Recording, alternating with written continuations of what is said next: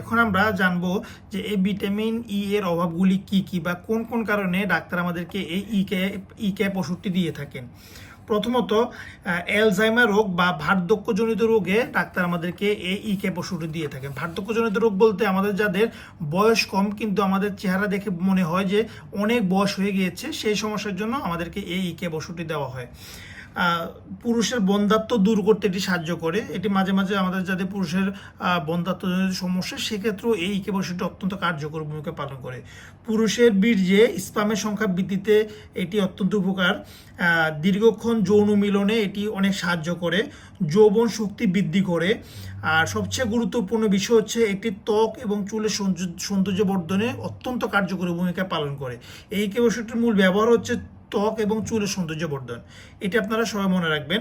আরেকটি হচ্ছে চেহারার বয়সের ছাপ কমাতে এটি সাহায্য করে। চুলের উজ্জ্বলতা বাড়ায় এবং